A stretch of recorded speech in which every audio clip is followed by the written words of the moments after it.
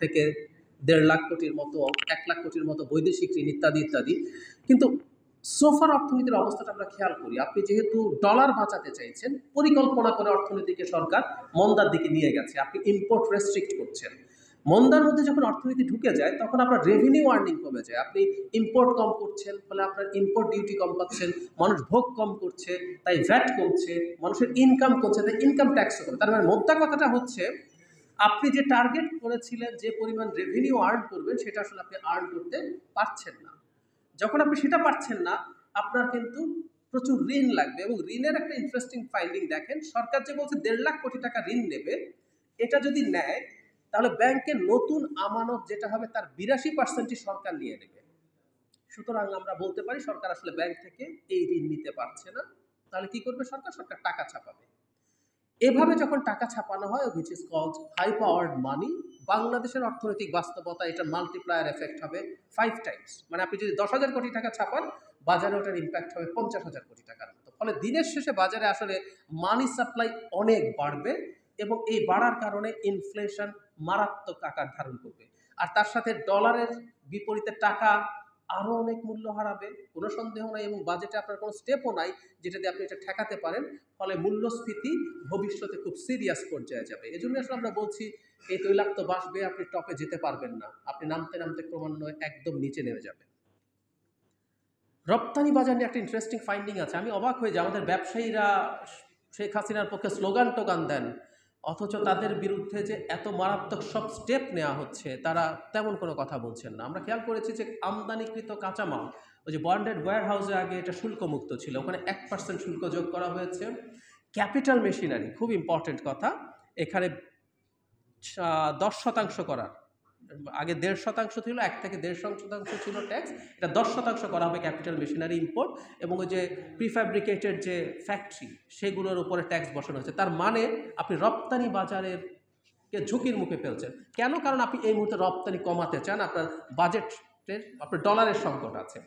কিন্তু একটা কথা আমরা খেয়াল করি, আপনি যখন রপ্তানি কমাচ্ছেন, বাজার কিন্তু বসে থাকে না, আপনার বাজারটা অন্য কেউ নিয়ে নেবে।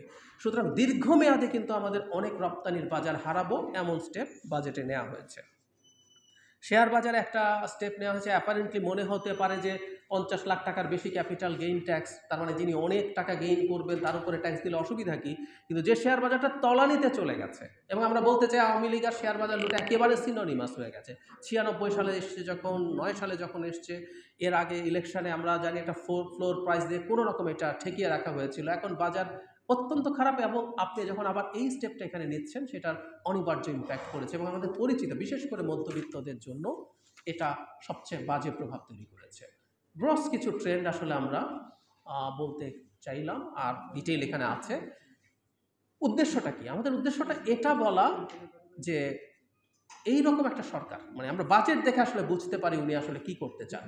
আপনি সাধারণ মানুষের জীবনকে স্বাভাবিক করছেন না, আপনি মানুষের যেসব ক্ষেত্রে খুব সরাসরি এফেক্টেড হয়, স্বাস্থ্যে, শিক্ষায়, আমরা তো জানি আমাদের এখানে আছে যে আমরা শুধুমাত্র চিকিৎসার জন্য কি পরিমাণ মানুষ দরিদ্র হয়ে যায় প্রতি বছর, আপনি ওই জায়গাগুলোতে বরাদ্দ করেন না, রাদার আপনি বরাদ্দ করছেন যে জায়গাগুলো আপনার ক্ষমতাকে টিকিয়ে রাখার জন্য করা যায়।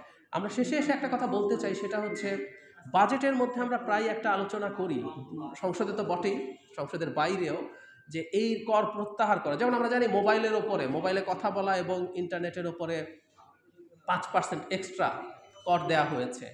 আমরা দাবি করছি? আমরা দাবি করছি না, আমরা দাবি করছি না।